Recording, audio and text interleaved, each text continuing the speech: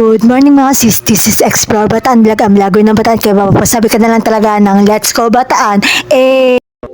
For today's video nga pala, samahan nyo nga na naman ako sa panibagong araw na ito. Ito nga pala ay kaganapan kahapon, November 1, at ngayon ko lang siya inedit kasi sobrang napagod tayo kagabi. Fast forward na nga pala, nakaligo na nga pala tayo sa mga oras na yan at nag-ayos-ayos lang naman tayo dyan. At may pupuntahan nga tayo for today's video, kaya naman samahan nyo nga ako. For today's video lang naman ay dadalawin natin ang Lolo Nestor Almoguera ko sa sementeryo at ang aking pamangkin na si Alexander Jaime. Pagpasensyahan nyo na nga pala ang aking boses, gawa nga ng minamalat tayo sa kakasigaw kagabi.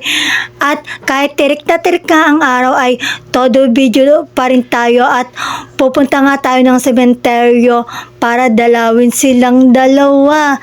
At nakaalis na nga tayo sa mga oras na yan at nakalaman ni Beltran na nga tayo sa mga oras na yan. At fast forward na nga, nandito na nga tayo sa sementeryo.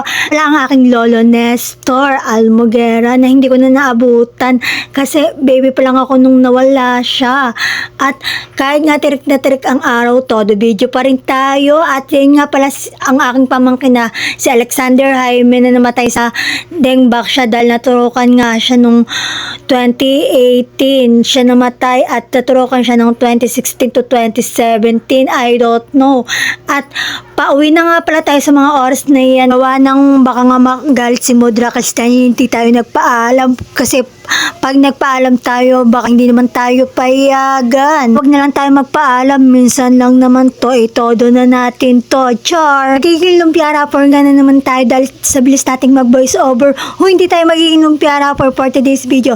Thankful pa nga din ako dahil nga kahit medyo minamalat tayo at ang ating lalamunan ay nakakapag voice over pa rin tayo. Forward na nga, nandito na nga tayo sa bahay at nung kinagabihan nga naman ay nag-prepare na ako at dali-dali na nga tayong naligo.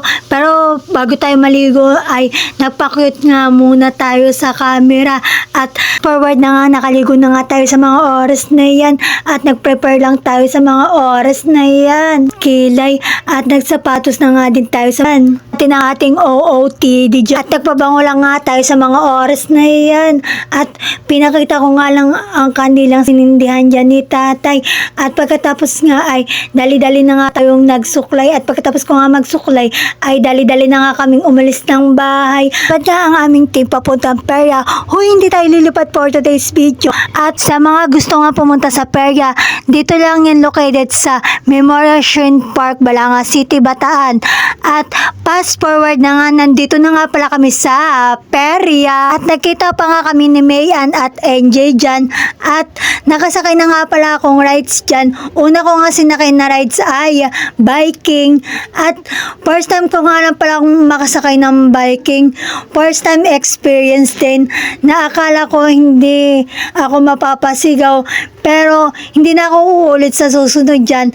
Ang na-experience ko nga lang pala dyan ay yung parang maghihiwalay yung kaluluwa mo sa katawan mo. Ganun yung experience at medyo natakot nga din ako dyan kasi una hindi siya mabilis.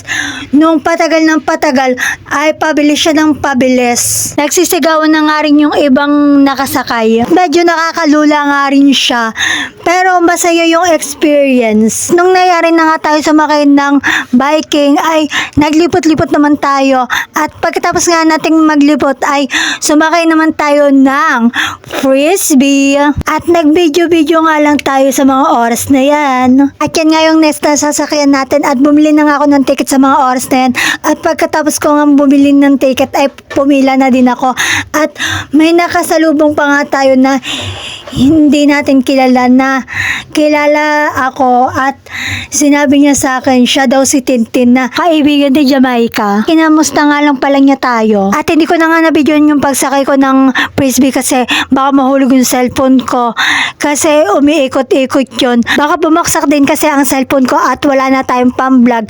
At yung experience nga lang pala sa frisbee na sinakyan natin ay medyo nakakahilot, nakakalula siya.